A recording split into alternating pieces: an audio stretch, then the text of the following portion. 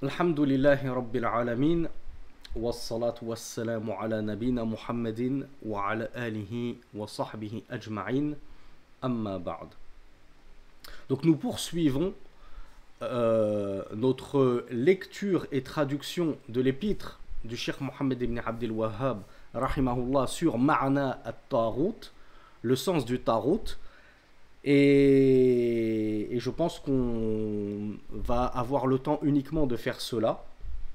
Et les cours suivants, comme on l'a vu, on verra les annotations de Cheikh Salih Al-Fawzan. Peut-être que certains d'entre vous l'ont remarqué, ceux qui ont l'habitude de suivre avec nous les séries de cours, et même ce qu'on a dispensé à la maison en dehors des directs sur les épîtres de Cheikh Mohammed ibn Abdel Wahhab, vous remarquez qu'elles sont quand même très très claires. On ne va pas vous chauffer au point de vous dire lisez-les tout seul dans vos chambres. Elles sont compréhensibles même sans charh, mais avouez que quand même rien que les épîtres de Cheikh Mohammed ibn Abdel Wahhab, elles sont quand même d'une clarté incroyable et elles pourraient presque se passer de charh. En fait, les shuruh, les explications, elles viennent agrémenter ses propos, ramener des preuves en plus. Vous vous doutez bien que le cheikh, quand son but c'est d'écrire une courte épître pour aller justement droit au but, poser les fondations, il ne va pas rapporter à chaque fois une dizaine de hadiths, une dizaine de versets, alors qu'il pourrait le faire. Donc le charh, il vient pour étoffer les choses, éventuellement ramener des conditions, comme on l'a fait par exemple hier, quand on vous a dit, voilà, le cheikh il nous dit qu'il faut détester les kuffars, ben c'est dans le charh que tu vas trouver, oui, mais attention, il y a une exception à la règle, c'est par exemple la femme qui fait partie des kitabiyat, qui fait partie des gens du livre, tes parents qui sont restés dans le coufre, et ainsi de suite.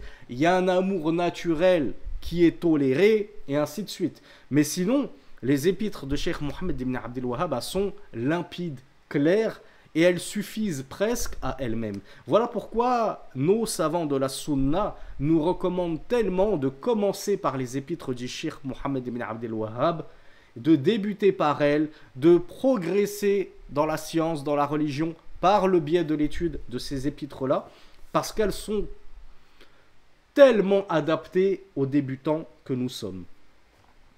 Donc on s'était arrêté sur la religion d'Abraham. Tout ce qu'on a vu hier sur la définition du Tarut, la définition de la foi en Allah, le cheikh nous a dit ça c'était la religion d'Ibrahim, alayhi salatu wassalam.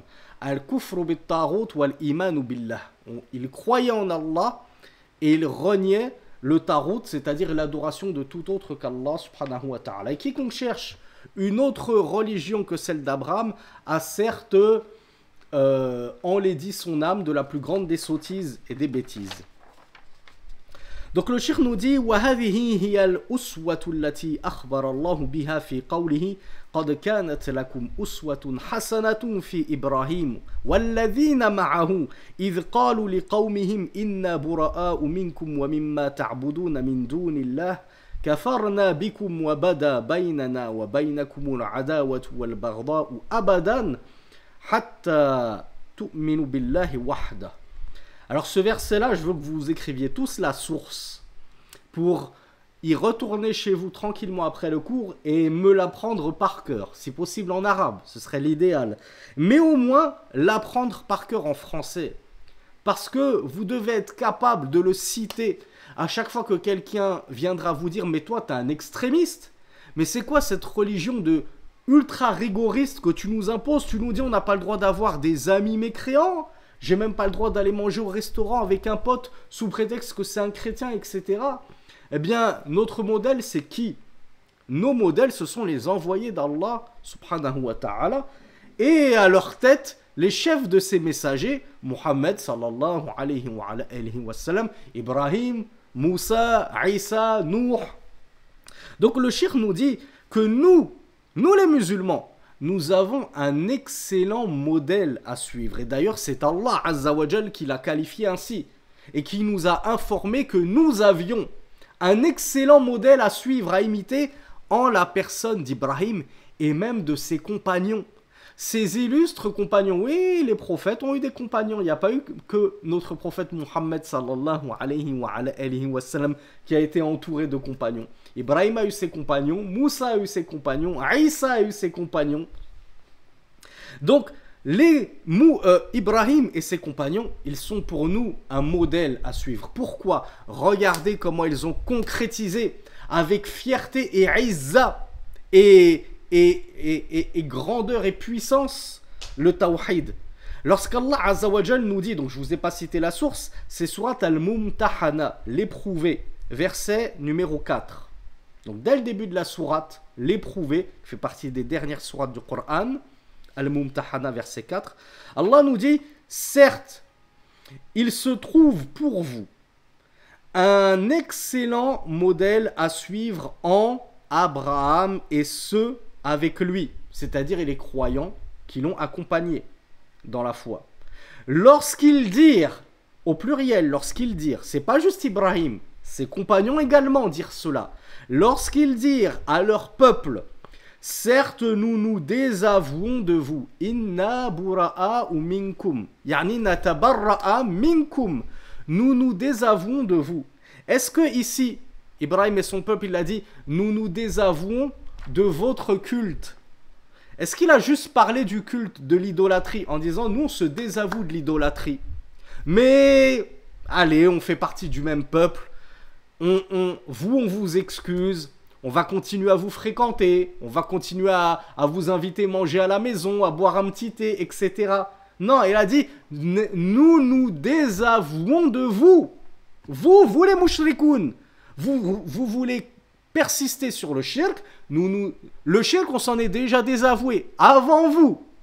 On ne vous a pas attendu pour se désavouer du shirk. Vous voulez persister dessus, eh bien, de la même façon qu'on se désavoue du shirk, on va se désavouer des adeptes du shirk. Donc vous, en l'occurrence, ô associateurs. Donc lorsqu'ils dirent à leur peuple, nous nous désavouons de vous et de ce que vous adorez en dehors d'Allah. Subhanallah, regardez comment ils ont commencé par le désaveu des mushrikines avant de mentionner leur désaveu du shirk, même si l'un ne va pas sans l'autre, comme on l'a vu. Mais ils ont dit, on se désavoue de vous et de ce que vous adorez en dehors d'Allah. Kafarna bikum, synonyme, qui veut dire la même chose. Kafarna bikum, nous mécroyons en vous. On se désolidarise de vous. Nous n'avons plus de lien d'amitié avec vous. Wabada bainana wa bainakumul adawatu wal barda ou abadan. Mais qu'est-ce qu'ils sont puissants ces mots dans la langue arabe. Je ne sais même pas si je vais trouver un champ lexical assez fort en français pour vous traduire l'intensité des propos, l'intensité du désaveu d'Abraham et de son peuple. Lorsqu'ils dirent Wabada bainana wa bainakumul adawatu, et entre vous et nous est apparue l'animosité. Al-adawa, c'est le fait de considérer quelqu'un et de le prendre pour ennemi. Je le considère comme mon ennemi, je le prends pour ennemi. Donc il y a entre nous une hostilité et une animosité. Al-adawa wal-barda. Al-barda, c'est ça, c'est la haine. Je vous voue de la haine, je ne vous voue pas de l'amour. Je n'ai pas d'affection à vous vouer. Non, ce que je vous voue, c'est de la haine, c'est de l'inimitié, c'est de l'animosité. Abadan, pour toujours. Ça ne changera jamais, sauf un cas exceptionnel. À quel moment ça pourrait changer? Et ça ne dépend que de la volonté d'Allah, puis de vous, si vous décidez d'y mettre un petit peu du vôtre. Eh bien, hatta tu'minu billahi wahda. Jusqu'à cela perdurera notre désolidarité. C'est comme ça qu'on dit la désolidarité ou la désolidarisation. C'est-à-dire qu'on se désolidarise de vous et on vous déteste. Et entre nous régnera l'hostilité et l'animosité donc pour toujours, jusqu'à ce que vous croyez en Allah seul. C'est-à-dire jusqu'à ce que vous deveniez musulmans tout simplement. Jusqu'à ce que vous deveniez des croyants. Donc tant que vous n'aurez pas concrétisé la foi et que vous ne nous aurez pas rejoints dans la foi et donc dans l'islam, entre vous et nous, il y a ce fossé, ce gouffre d'animosité, d'hostilité et d'adversité. Donc regardez qui de Cheikh Mohammed ibn Abdel Wahhab, de nos grands savants qui ont expliqué ce principe d'alliance et de désaveu, comme Cheikh Ibn Baz, Ibn Uthaymin, Al-Fawzan, et ainsi de suite, qui sont sur le vrai et qui sont dans l'exacte imitation de l'un des plus grands prophètes, si ce n'est le deuxième plus grand prophète après Mohammed sallallahu alayhi wa sallam, Ibrahim, et qui est en réalité dans un monde, excusez-moi l'expression parce qu'à votre âge vous ne savez probablement pas de quoi il s'agit, et il en ressort, un monde de bisounours. Tout le monde il est beau, tout le monde il est gentil, tout est rose, tout est cool, tout est zen. Faut pas se fâcher avec les gens, faut montrer le bon comportement. Et si on se désolidarise d'eux, ben, qui va les inviter à l'islam? Comment ils vont découvrir la vérité? Et tous ces syllogismes qu'on vous met en avant pour vous faire croire que les gens de la sunna, ce sont en réalité des rigoristes, des extrémistes, qui ont une religion dénaturée de tout amour, de toute sensibilité, de toute douceur. Mais est-ce que vous oseriez dire la même chose pour Ibrahim? Alors, je rappelle à mes frères et mes sœurs qui m'écrivent en privé sur Zoom que je ne peux pas voir leurs messages justement. Lorsque vous ne choisissez pas dans l'option à qui adresser vos messages et que vous ne mettez pas à tout le monde, ça ne va pas tomber dans le chat principal et du coup je ne pourrai pas voir vos réponses. Je sais que c'est désagréable autant pour vous que pour moi, mais pour l'instant on n'a pas d'autre solution. Allah nous facilite. Donc ce verset, vraiment, il est important et je veux que vous l'ayez en tête. Je veux que vous soyez capable de le citer à ceux qui viendraient vous objecter. Mais pourquoi tu as coupé les ponts avec nous? Pourquoi tu veux plus continuer à jouer au foot, à jouer à ceci avec nous, à sortir, à faire des pique-niques avec nous? C'est parce que, voilà, en tant que vous ne croirez pas en Allah, il n'y a plus d'amitié possible. Wa tarut aamun. Puis le shir nous dit, le tarut, c'est quelque chose de vaste et général. فَكُلُّ مَا عُبِدَ مِن دُونِ اللَّهِ وَرَضِيَ بِالْعِبَادَةِ مِن مَعْبُودٍ أَوْ مَتْبُوعٍ أَوْ مُطَاعٍ فِي غَيْرِ طَاعَةِ اللَّهِ وَرَسُولِهِ فَهُوَ طَاغُوتٌ. Donc le cheikh Mohammed ibn Abdel Wahhab nous dit ensuite que tout ce qui a été adoré en dehors d'Allah, et il a mis une condition. Avant de mettre la condition, je vais plus loin. Il a dit tout ce qui est adoré en dehors d'Allah, en termes donc d'adorer, de suivi, quelqu'un qu'on va suivre comme ça en dehors d'Allah aveuglément, de muta', quelqu'un d'obéi, comme celui qui va obéir à son âme aveuglément, comme on l'a vu hier, il en a fait sa divinité au final. Eh bien, dans autre que l'obéissance à Allah et à son messager, c'est-à-dire donc dans la désobéissance à Allah et à son messager, alors il est un tarout. Est-ce qu'il n'y aurait pas une petite... justement, là on va apporter un bref sharh, une brève explication, une brève délimitation. Est-ce qu'il n'y aurait pas quand même quelque chose à préciser? Sachant que le shir l'a précisé. Mais je veux voir, est-ce que vous voyez de quoi il s'agit? Alors il y a Clara qui l'a trouvé, bravo. Bismillah. Bravo à Idriss qui l'a trouvé. Alors on a eu que 2 bonnes réponses et pourtant c'est une précision très importante. Je vais vous mettre sur la piste. Isa ibn Maryam, Jésus fils de Marie, n'a-t-il pas été adoré par les chrétiens? Donc selon cette définition dans laquelle j'ai omis volontairement une partie importante, est-ce qu'on ne pourrait pas faire rentrer Isa dans le tarout et dire Isa c'est un tarout parce qu'il a été adoré? On a dit tous ceux qui sont adorés en dehors d'Allah en termes d'adorer, d'obéir ou de suivi, dans la désobéissance et la transgression. Donc bravo Bakary, bravo Roney. La condition à apporter, c'est que et il agrée cela, c'est-à-dire tout ce qui va être adoré en dehors d'Allah ou suivi dans la transgression ou obéi dans la transgression, tout en agréant cela. Voilà pourquoi Jésus, fils de Marie, n'est pas un tarout parce que lui n'agrée nullement l'adoration que lui, vous, les chrétiens. L'ange Jibril n'est pas un tarout parce qu'il n'agrée nullement qu'on ait fait le 3e des 3. Et ainsi de suite. Quant aux statues, vous pourriez me dire, oui, mais les statues, comment elles peuvent agréer cela? Elles sont inanimées. Les savants nous ont dit, cet agrément, c'est pour le vivant. Quant aux statues, on les nomme tarout parce qu'elles n'ont pas à agréer ou pas. Elles sont immatérielles. Donc elles, la question ne se pose pas. On dit, les statues, ce sont du tarout. Il n'y a pas photo là-dessus. parce elles ont été prises pour objet d'adoration en dehors d'Allah. Mais on ne va pas dire la même chose pour des gens qui ont été adorés comme des statues, mais qui eux se sont désavoués de ce culte-là. Voilà pourquoi le cheikh nous a dit, le tarout est quelque chose de vaste et général, ainsi tout ce qui est adoré en dehors d'Allah et agrée cette adoration. Donc en termes d'adorer, en termes de suivi, en termes d'obéissance, dans autre que l'obéissance à Allah et son messager, donc dans la transgression, alors celui-là est un tarout. Et donc, avec cette définition, est-ce qu'on peut dire que le tarout, au final, il va y avoir... le pluriel de tarout, c'est tawarit. Est-ce qu'on va dire, selon cette définition, en fait, les tawarit, ils sont très nombreux. Est-ce que vous êtes d'accord avec ça? Ou alors on dit, non, le tarout, en réalité, c'est une poignée. Bismillah. Vous m'excuserez, il fait extrêmement chaud chez moi. Bismillah. Fi awwalihi wa akhiri. J'en suis assoiffé. Donc on est d'accord que les tawarit sont très nombreux, puisque beaucoup ont été pris pour objet d'adoration en dehors d'Allah, beaucoup sont suivis aveuglément contre la charia d'Allah, ils sont obéis contre les jugements d'Allah subhanahu wa ta'ala, mais on pourrait résumer les têtes des tawarit, comme nous le dit Cheikh l'Islam Mohammed ibn Abdel Wahhab, à 5. Voilà pourquoi le cheikh nous dit, et les tawarit sont nombreux, et leurs têtes sont au nombre de 5.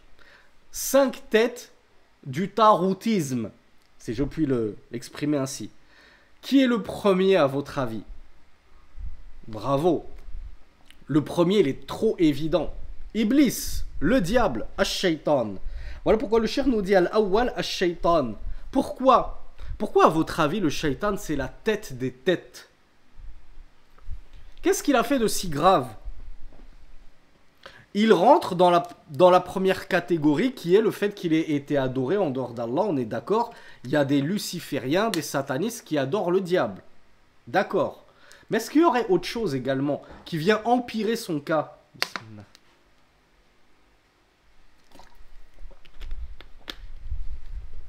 Bravo Loïc. C'est Loïc qui m'a apporté la bonne réponse que j'attendais. Parce que le shaitan, il ne se contente pas d'être pris pour objet d'adoration, mais il va inviter les gens à cela.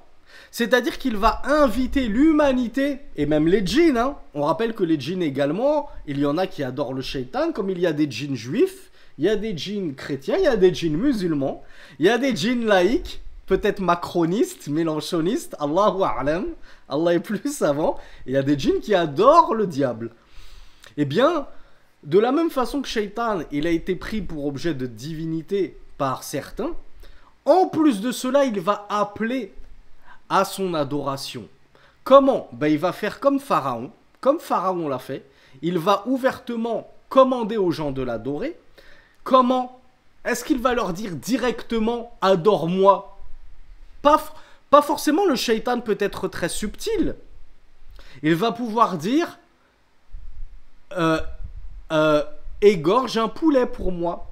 Si tu veux que je te rende célèbre, si tu veux que je fasse de toi la nouvelle star de la chanson, etc., que j'envoûte les oreilles des gens avec les chants que je vais t'inspirer, égorge un poulet pour moi. Mais ça, égorge un poulet pour moi, ça veut dire adore-moi. Parce que l'immolation, c'est une adoration que tu ne peux détourner à un autre qu'Allah. Invoque-moi. Shaitan va dire invoquez-moi. Je vais vous répondre. Il s'est pris pour Allah subhanahu wa ta'ala. Allah lui-même nous dit dans le Coran, invoquez-moi, je vous exaucerai. Donc le shaitan, il appelle en plus à être adoré. Il appelle également à être suivi. Lorsqu'il vient te murmurer dans l'oreille, Allah a dit que c'était haram, mais c'est pas grave, une fois de temps en temps, ça a jamais tué personne.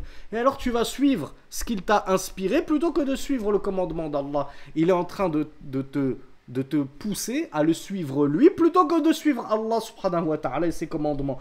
Donc le shaitan, en fait, il a tout cumulé. Les trois types de tarout qui sont les adorés, les suivis et les obéis, shaitan, il a coché toutes les cases. Il a été adoré, il a été suivi, il a été obéi. Donc voilà pourquoi c'est la tête du mal. Parce que non seulement lui, il a il s'est rebellé contre Allah, il a transgressé, il s'est enorgueilli, etc. Mais en plus, c'est lui qui a fait tomber les enfants d'Adam et les djinns dans le coufre. C'est lui qui leur a inspiré le culte des idoles. C'est lui qui leur a inspiré le polythéisme. C'est lui qui leur a inspiré le meurtre, la fornication, toutes ces horreurs, à transgresser, à désobéir à lui, à Allah. C'est lui la source de tout le mal. Donc voilà pourquoi le shaitan, c'est la tête du Tarout. Et la preuve, nous dit le cheikh Mohammed ibn Abdel Wahhab, c'est la parole d'Allah subhanahu wa ta'ala. Alam a'had ilaykum ya bani Adam alla ta'budu ash-shaytan innahu lakum aduwwun mubin. Donc Allah azza wa jal nous dit dans le Coran, n'ai-je pas pris de vous l'engagement, ô enfants d'Adam, de ne pas adorer le diable, car certes il est pour vous un ennemi déclaré. Et on a pris cet engagement. Lorsqu'Allah Azza wa Jal nous a sortis des lombes de notre père d'Adam et qui nous a fait témoigner contre nous-mêmes de son unicité, on a témoigné de l'unicité d'Allah et qu'il était le seul à mériter l'adoration. Puis, malgré que nous ayons cette fitra, cette saine nature qui nous le rappelle au fond de nous-mêmes, nous nous laissons tenter par justement les sirènes du diable et nous feignons d'avoir oublié cet engagement alors qu'il crépite au fond de nous-mêmes, au fond de cette saine nature. Donc on le sait très bien que le shaitan est notre ami déclaré. Pourquoi le suivre? Pourquoi l'écouter? Pourquoi l'obéir? Le deuxième, regardez comme le cheikh Mohammed ibn Abdel Wahhab attaque très fort. Le deuxième, quand on nous dit vous les salafis, vous êtes des comment on appelle ça, excusez-moi l'expression, les chiens des gouverneurs, les serpillères des gouverneurs, vous dites oui à tout, etc. Ben on va voir comment est-ce qu'on va enseigner ce sujet-là. Est-ce qu'on va vous obliger à écouter les gouverneurs dans tout, à cautionner toutes leurs dérives, à fermer les yeux sur tout, à être leurs esclaves, à les encenser même dans le faux et ainsi de suite? Regardez ce que nous dit le cheikh Mohammed ibn Abdel Wahhab et on verra ce que nous explique Cheikh Salih Al-Fawzan ultérieurement à ce sujet. Il nous dit deuxième tête du Tarout, c'est Al-Hakim, Al-Ja'ir, Al-Mughayyir li ahkamillahi ta'ala. Et ça c'est un jugement que le cheikh il a différencié de la troisième tête du Tarout, alors que dans d'autres versions, il en a fait une seule et même tête. C'est-à-dire le gouverneur injuste qui va changer les lois d'Allah. Donc ici, il est question de quoi? Il est question de modification de la charia d'Allah.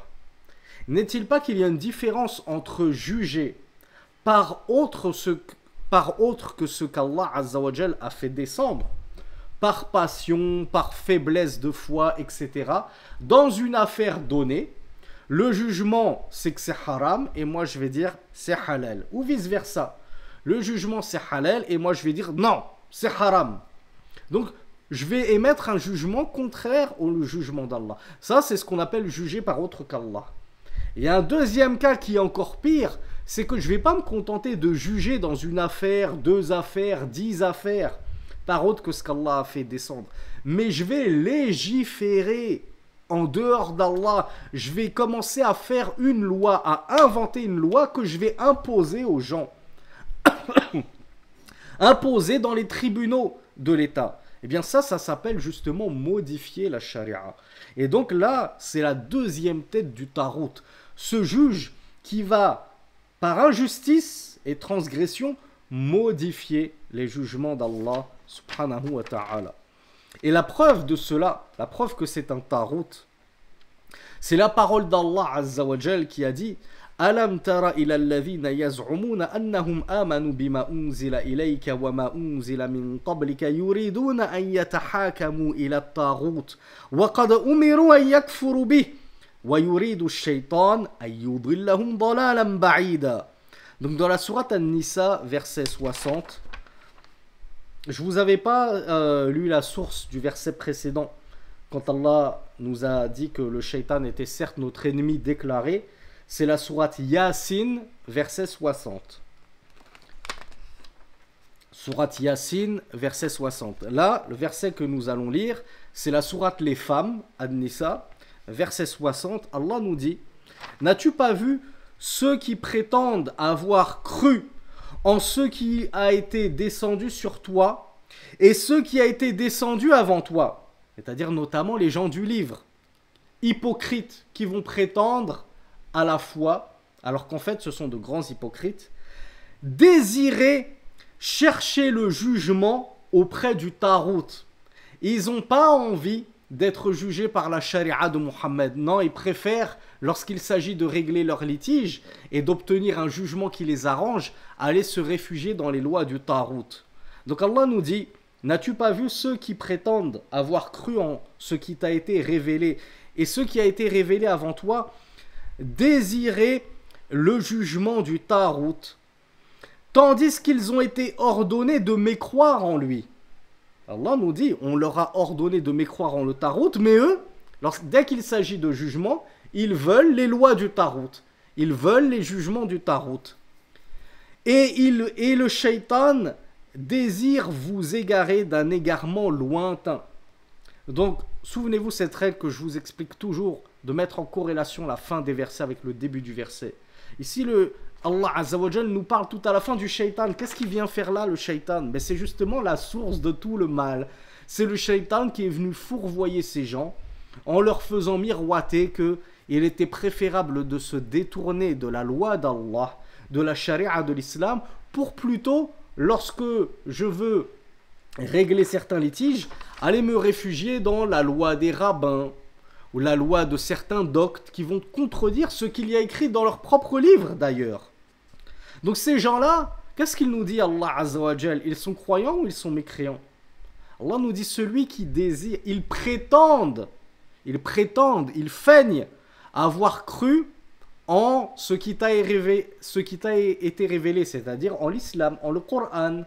Ils prétendent être croyants. Ils prétendent même croire en ce qui leur a été révélé à eux. Mais en réalité, dès qu'ils ont besoin lorsqu'ils ont besoin de trancher un litige, ils se réfugient dans la loi du Tarout. Donc il y a Adam qui me demande la loi française aussi. La loi française, c'est la plus grande loi du Tarout. C'est pire que la loi des Juifs. Il n'y a pas pire que le code civil français en termes de taroutisme. Donc vous imaginez, vous avez un accident ou je ne sais quoi, et au lieu d'aller questionner un imam, un étudiant en sciences, un savant, quel est le jugement d'Allah concernant cela? J'ai causé la mort d'une personne, même involontairement. Enfin, involontairement, j'étais en excès de vitesse. Donc, quel est le jugement de l'islam? Il se peut que le juge français, lui, il va te dédouaner. Il va dire, bon, tu étais en excès de 5 km/h seulement, et il y a eu ceci et cela. On va te donner une toute petite amende, et tu vas échapper à la prison, etc. Alors que dans la loi d'Allah, tu as le prix du sang à payer. Quand bien même, c'est un meurtre involontaire. Donc ceux qui vont pour esquiver, parce que le prix du sang il est très élevé, hein, donc pour esquiver de payer un fort tribut, eh bien tu vas te réfugier dans la loi du Tarout. Eh bien Allah Azza wa Jal nous dit, ceux-là, ils feignent avoir cru. C'est-à-dire qu'ils n'ont pas réellement cru, en réalité. Et le shaitan veut les égarer dans un égarement lointain. Car le fait de se réfugier dans les lois du Tarout, c'est le fait de suivre shaitan dans cet égarement très lointain auquel il nous appelle, alors même qu'Allah nous a ordonné de mécroire en ce Tarout. Et nous, on va aller chercher les réponses à nos litiges et la résolution de, comme on dit, le jugement de nos litiges auprès de ce Tarout-là. Donc troisièmement, et comme je vous l'ai dit, les deux vont de pair dans certains autres ouvrages et épîtres du Cheikh Mohammed ibn Abdel Wahhab. Il nous dit troisième tête du Tarout, Alladhi hakama bighayri ma anzalallah. Là, c'est celui qui juge par autre que ce qu'Allah a fait descendre. Donc on a vu, le deuxième, c'est celui qui va légiférer des lois, c'est lui qui va inventer une nouvelle charia à sa sauce. Il va, comment dire, j'ai oublié le terme, je crois que ça commence par substituer. Donc, il va substituer à la charia des lois humaines. On verra en détail, bien sûr, ce que cela signifie. dans les cours ultérieurs. Et là, troisième tête du tarot, il va pas substituer la charia. Il garde la charia. Il juge avec la charia. Mais dans quelques affaires, il va juger par autre que ce qu'Allah Azza wa Jal a fait descendre. Eh bien, le cheikh Mohammed ibn Abdel Wahhab nous dit, lui aussi, c'est une tête du tarot. Et les savants également de la sunna après lui, comme Cheikh Ibn Baz, comme Cheikh Salih al-Sheikh, comme Cheikh Salih al-Fawzan, nous expliquent que si tu juges par autre que ce qu'Allah Azza wa Jal a fait descendre, tu n'en demeures pas moins un tarot. Parce que tu as jugé par autre que ce qu'Allah Azza wa Jal a fait descendre. Même si tu l'as jugé uniquement par passion.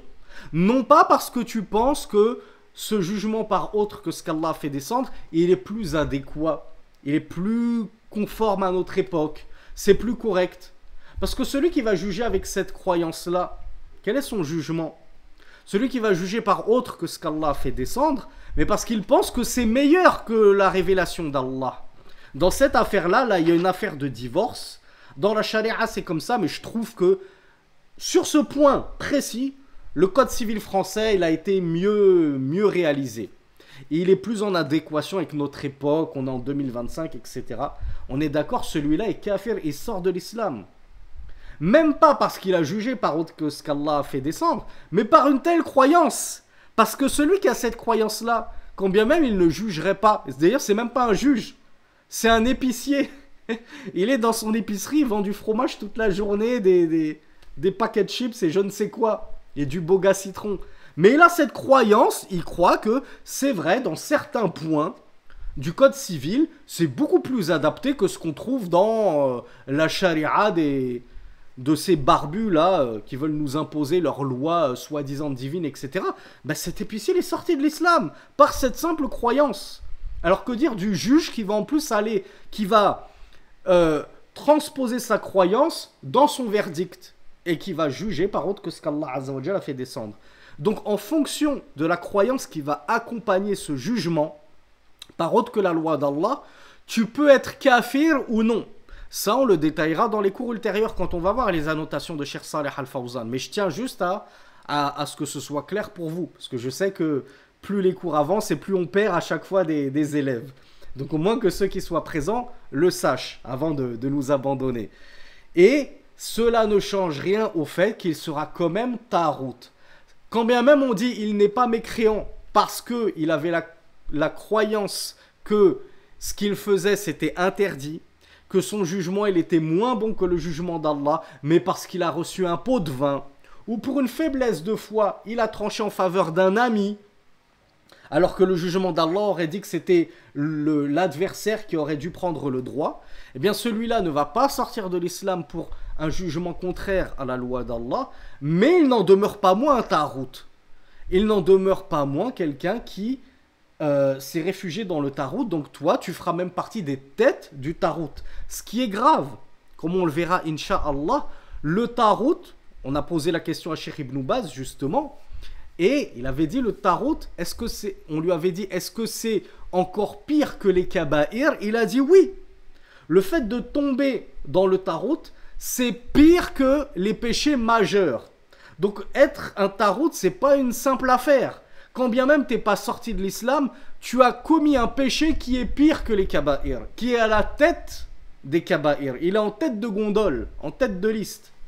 Donc ça va répondre à la question de Shamsuddin, que l'avis le plus correct, c'est qu'on peut être tarout sans être mécréant. Effectivement, il y a une fatwa de Cheikh Salih al-Fawzan qui est très générale. On lui a posé la question Hal kullu tarout kafir? Est-ce que tout tarout est kafir mécréant? Et il a répondu oui.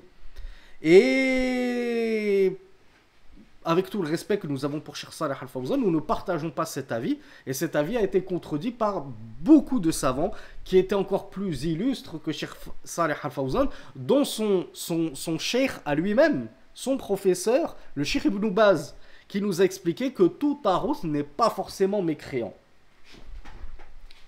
Et que justement, Cheikh Ibn Baz avait dit, concernant celui qui va juger par autre que ce qu'Allah a fait descendre, s'il le fait par passion, hawa, faiblesse de foi, il n'en demeure pas moins un tarout, mais on ne va pas dire qu'il est mécréant pour cela. Je vous donne très rapidement l'argumentation de Cheikh Ibn Baz. Il a dit celui qui va forniquer. Mes frères, mes sœurs, si un de votre amis musulman fornique, est-ce que vous l'excommuniez de l'islam? Est-ce que vous l'excommuniquez de l'islam? Vous le faites sortir de l'islam juste parce qu'il a forniqué? Non, on est d'accord. Mais vous imaginez que cet ami vous dit, bah quoi, il n'y a pas de mal à commettre la zina, la fornication, il n'y a pas de mal à se faire du bien, c'est pas interdit, pourquoi tu me casses la tête? Là on dit, là tu es tombé dans le coufre, là tu es tombé dans la mécréance. On va t'apporter les versets qui disent que la fornication c'est interdit. Et si tu t'empêtres dans ta croyance de mécréance, en disant non, non, mais moi je suis désolé, ce verset-là, moi j'y crois pas, ben là, c'est l'excommunication, tu es sorti de l'islam. Mais pour le simple fait d'avoir commis ce péché-là, on ne te fait pas sortir de l'islam. Cheikh Ibn Baz nous dit, pourquoi opérer de manière différente avec un autre péché majeur qui est le fait de juger par autre qu'Allah? Celui qui a commis la zina, on ne le fait sortir de l'islam que si, dans sa croyance, il pense qu'il n'y a pas de mal, c'est autorisé. Pareil, celui qui juge avec autre que ce qu'Allah Azza wa Jal a fait descendre, on ne le fait sortir de l'islam qu'avec ce qu'on appelle en arabe al-istihlal. Il va juger que ce qu'il fait est halal, que c'est licite de juger par autre que ce qu'Allah Azza wa Jal a fait descendre. Ou bien pire, il va carrément estimer que juger par autre que ce qu'Allah a fait descendre, c'est au même niveau que ce qu'Allah a fait descendre, voire pire encore, que c'est meilleur que ce qu'Allah Azza wa Jal a révélé. Donc, en fonction de la croyance, c'est comme ça qu'on fait sortir ou non les gens. Donc, ça, c'est la doctrine des Khawarij, de faire sortir les gens pour des péchés. T'as bu du vin, péché majeur, t'es mécréant. T'as commis la fornication, péché majeur, t'es mécréant.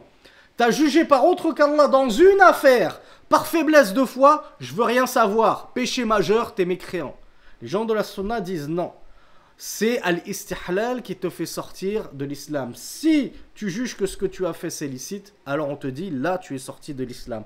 Si tu reconnais que c'est illicite et que tu ne l'as fait que par faiblesse de foi, on ne va pas te faire sortir de l'islam. Ni dans ce cas-là, ni dans ce cas-là. Quatrièmement, quatrième tête du taroutisme.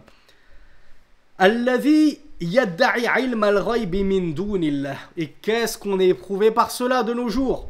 N'avez-vous jamais entendu, mes frères et sœurs, notamment maghrébins, quand vous mettez Beurre FM avant le ftour pour entendre l'adhan, pour savoir quand est-ce que vous pouvez manger votre petite date? Il y a parfois des émissions à la radio où ils t'invitent des astrologues, des devins, des, comment on appelle ça, des marabouts et je ne sais quoi qui prétendent connaître l'avenir en plein mois de Ramadan.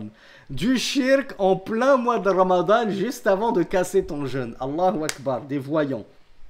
Des pseudo-voyants qui voient pas plus loin que le bout de leur nez. Ils sont tellement voyants qu'ils vivent dans la pauvreté, l'humiliation.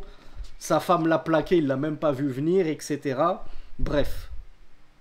Le quatrième tarout, c'est celui qui va prétendre connaître l'invisible, détenir l'invisible, même en partie, même s'il dit moi je connais pas tout sur tout, je vois pas jusqu'en 2050 mais je vois au moins jusqu'en 2030, tu es l'une des têtes du tarout.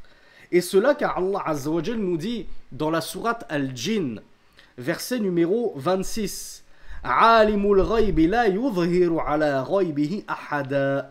Allah Azza wa Jal nous dit connaisseur de l'invisible. Il est en train de parler de lui-même. Donc Allah nous dit qu'il est le connaisseur de l'invisible. Il ne dévoile, c'est-à-dire cet invisible, à personne. Et on le verra dans la suite. Allah nous dit sauf celui qui a agréé. Donc comme c'est arrivé que Allah justement dévoile des choses qui vont se passer dans le futur à Muhammad sallallahu alayhi wa sallam. Il l'a informé du retour de Jésus, de l'arrivée du Dajjal, du Mahdi, des choses comme ça. Donc on va pas dire Muhammad sallallahu alayhi wa sallam c'est un tarout parce qu'il prétendait connaître l'invisible. Nul ne connaît l'invisible sauf celui à qui Allah a consenti et agréé de lui dévoiler une partie de la science de l'invisible. Mais celui qui vient aujourd'hui, il n'est ni prophète, ni messager, ni rien du tout. Il est même pervers. Une femme qui porte même pas son voile, qui est à moitié nue quand elle sort dans la rue, un homme qui fume, etc. Et ils vont te dire, nous on est voyants, on connaît ce qui va se passer demain. Subhanallah. Les meilleurs compagnons du prophète sallallahu alayhi wa sallam ne le savaient pas, mais toi tu le sais, toi. Donc celui qui prétend connaître l'invisible est un tarout. Donc Surat al-Jinn, verset 26. Et verset 27, donc il y a la suite de ce que je vous ai dit. Illa man irtada min rasulin fa innahu yasluku min bayni yadayhi wa min khalfihi rasada. Sauf celui qu'Allah a agréé en tant que messager. Donc celui qu'Allah a agréé en tant que messager, il peut lui dévoiler une part de la science de l'invisible. Wa qala ta'ala subhanahu wa ta'ala wa 'indahu mafatihul ghayb la ya'lamuha illa hu ويعلم ما في البر والبحر وما تسقط من ورقة إلا يعلمها ولا حبة في ظلمات الأرض ولا رطب ولا يابس إلا في كتاب مبين. Et Allah Azza wa Jal nous dit dans la sourate Al-An'am, les bestiaux, verset 59, et auprès de lui, c'est-à-dire auprès d'Allah, les clés de l'invisible, nul ne les connaît si ce n'est lui. Nul ne connaît les clés de l'invisible, c'est-à-dire nul ne connaît le futur, l'avenir, si ce n'est lui, c'est-à-dire Allah. Et il sait ce qui se trouve sur terre et dans la mer.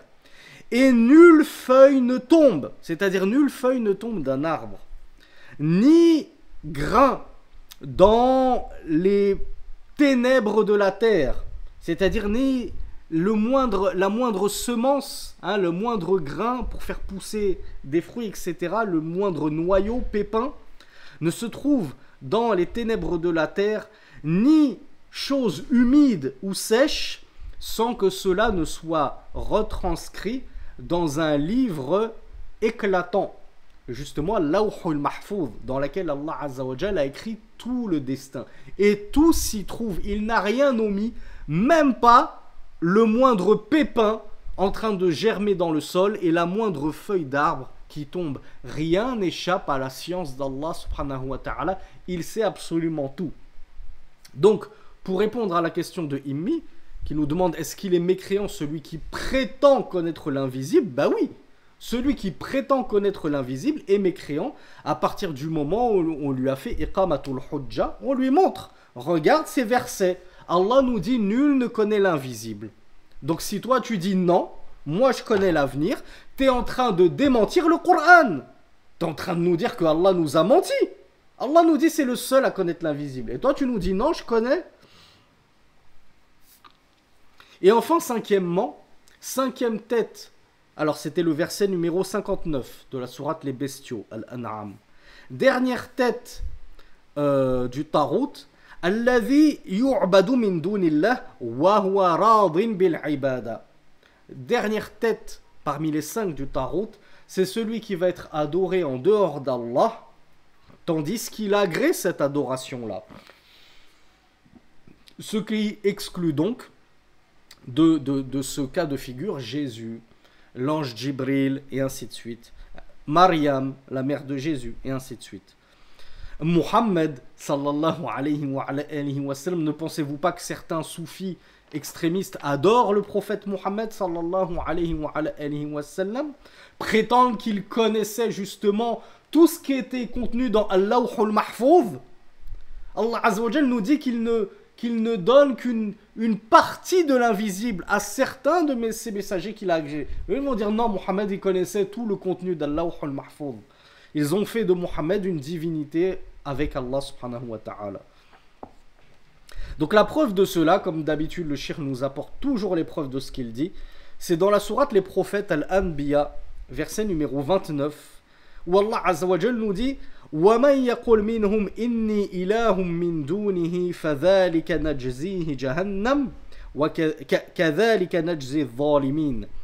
Et quiconque dit parmi eux certes, je suis un Dieu en dehors de lui, c'est-à-dire je suis une divinité méritant l'adoration en dehors d'Allah. ou en plus d'Allah.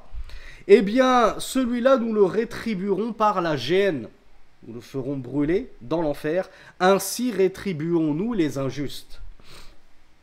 Verset 29 de la sourate Al-Anbiya. Je me permets, parce qu'il ne nous reste que 5 lignes, comme ça on a terminé l'épître de Cheikh Mohammed ibn Abdel Wahhab, je pousse encore 5 petites minutes, barakallahu fikum.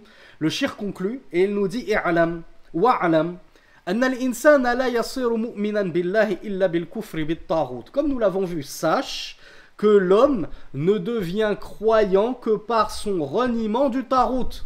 Il suffit pas juste de croire en Allah, que c'est le Dieu unique, qu'il n'a pas enfanté, n'a point été enfanté. Je dois également mécroire en le tarot. Tout ce qui est adoré en dehors d'Allah, moi j'y mécrois, je m'en lave les mains, je m'en dédouane viscéralement. Wad dalil est la preuve de cela, qu'il ne suffit pas juste de croire en Allah, il faut aussi mécroire en tout ce qui est adoré en dehors d'Allah. Eh bien, c'est la parole d'Allah subhanahu wa ta'ala. Regardez comme le shir dans cet épître, il n'a fait quasiment que citer du Coran. Je ne sais même plus si on a vu un seul hadith. Je ne sais même pas si dans cet épître, il a cité un seul hadith. J'en ai pas le souvenir. C'était que du Coran, Coran, Coran, Coran. Qala Allah, qala Allah, qala Allah. Est-ce qu'on a dit autre chose que citer les versets coraniques, hein, pour nos amis coranistes? Nos ennemis coranistes. C'est vrai que j'ai souvent cet abus de langage de dire nos amis coranistes, alors qu'ils ne sont pas nos amis, ils sont nos ennemis. Coranistes qui nous disent on ne veut pas de vos hadiths, etc. Là, on n'a fait que de citer du Coran. On est tous d'accord sur le Coran, non? Donc, Allah Azza wa Jal nous dit dans la sourate Al-Baqarah, la vache, verset numéro 56, et donc je ne l'ai pas lu en arabe. فَمَنْ يَكْفُرْ بِالطَّاغُوتِ وَيُؤْمِنْ بِاللَّهِ فَقَدِ اسْتَمْسَكَ بِالْعُرْوَةِ الْوُثْقَى لَا انْفِصَامَ لَهَا وَاللَّهُ سَمِيعٌ عَلِيمٌ. Et quiconque mécroit en le tarout et croit en Allah, regardez comme Allah ici dans ce verset, il a fait précéder la mécroyance au tarout sur la croyance en Allah, comme on l'a vu dans l'introduction hier. Donc, et quiconque mécroit en le tarout et croit en Allah, alors il s'est certes accroché à l'anse la plus solide qui ne connaît pas de fissures et de brisures et de cassures. Et Allah est très entendant et omniscient. Al-Baqarah, verset 56, la vache. Et le début du verset, c'est dommage que le cheikh ne l'ait pas cité parce qu'après il nous parle du début. Le début c'était قَدْ تَبَيَّنَ الرُّشْدُ مِنَ الْغَيِّ. La droiture, c'est certes comment dire, elle s'est certes dégagée de manière évidente de l'erreur. Elle s'est distinguée, merci Ben Hassan. La droiture s'est certes bien distinguée de l'égarement, et le shir nous dit donc, c'est toujours Cheikh Mohammed ibn Abdel Wahhab rahimahullah, ar-rushd, donc la droiture, c'est quoi dans le début de ce verset? La droiture s'est distinguée de l'égarement. C'est quoi la droiture? Il nous dit Dinu Muhammad. La droiture, c'est la religion de Muhammad. Donc l'islam authentique s'est certes distingué de l'égarement. Qu'est-ce que l'égarement par opposition à la droiture qui s'est distinguée d'elle? Il nous dit Din Abi Jahl. C'était la religion d'Abu Jahl. C'est-à-dire le polythéisme, le culte des idoles. Donc la droiture qui est le culte du Dieu unique auquel on voue toutes nos adorations, cette voie-là s'est bien distinguée. On a vu que c'était ça le vrai.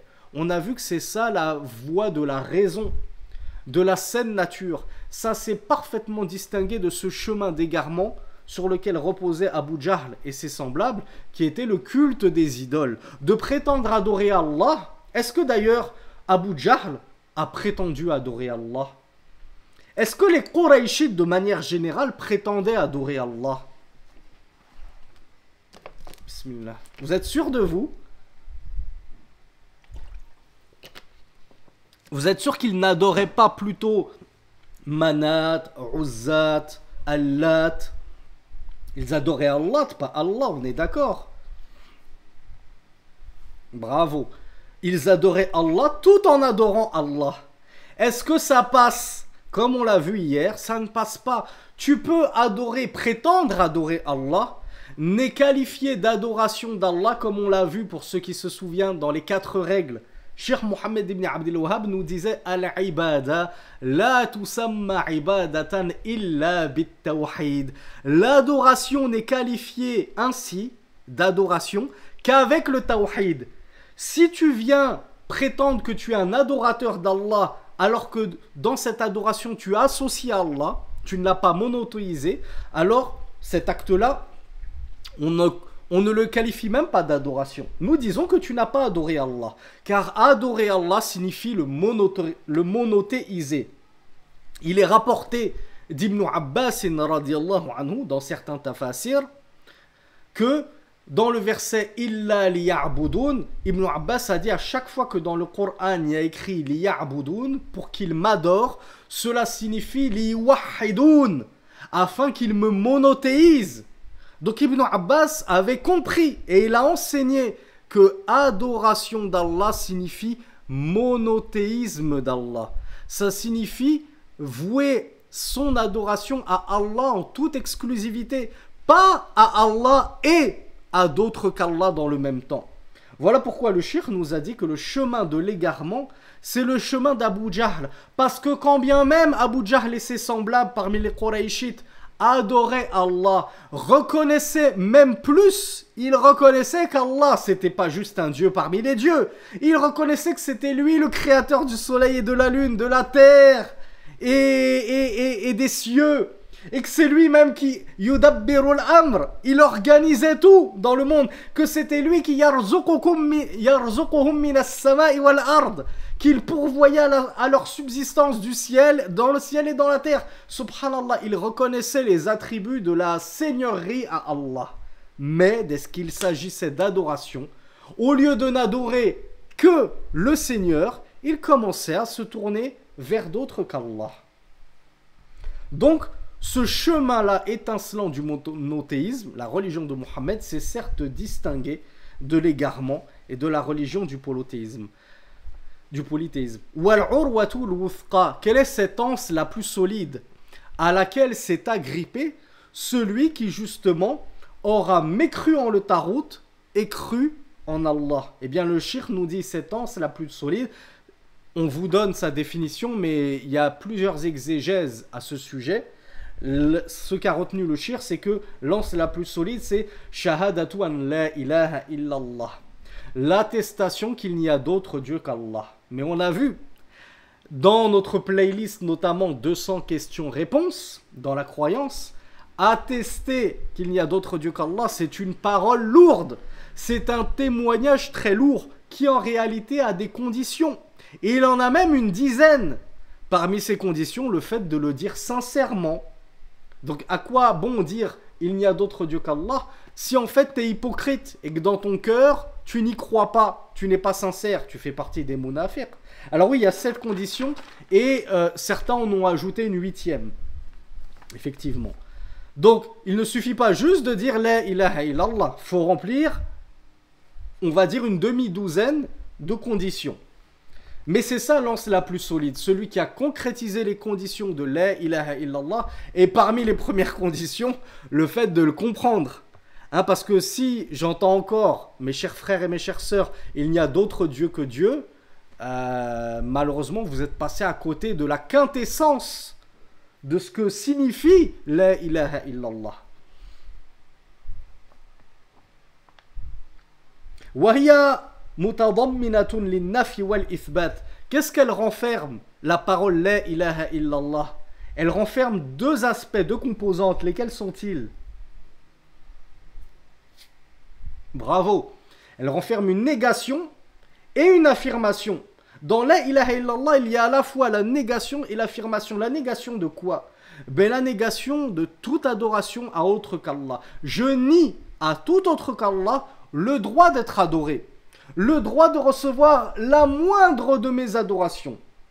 Et je vais affirmer le droit à l'adoration totale d'Allah subhanahu wa ta'ala seul, à Allah subhanahu wa ta'ala seul. C'est le seul qui mérite toutes les adorations de ses serviteurs. Voilà ce que renferme la ilaha illallah. Tanfi jami'a anwa'il ibada an ghayri Allah ta'ala wa tuthbitu jami'a anwa'il ibada kulliha lillahi wahdahu la sharika lah Wallahu ta'ala a'lam. Walhamdulillahi alladhi bi ni'matihi tatimmu as-salihat. Alhamdulillah, louange à Allah, par les bienfaits et les grâces duquel se concluent les bonnes choses. Donc nous avons terminé la lecture et la traduction et la courte annotation de l'épître Ma'na Tarout, sens du Tarout, du Cheikh Mohammed ibn Abdel Wahhab. Et dans les 3 cours qui vont suivre, Inch'Allah, nous allons voir les annotations qu'on a fait. Le Cheikh Salih Al-Fawzan, Jazakumullahu khayran, Barakallahu fikum, Subhanakallahumma wa bihamdika, ashhadu an la ilaha illa ant, astaghfiruka wa atubu ilayk, wa usalli wa usallim ala khatamil mursalin, nabina Muhammadin wa ala ashabihi ajma'in, wa akhiru da'wana أن الحمد لله رب العالمين والسلام عليكم ورحمة الله وبركاته.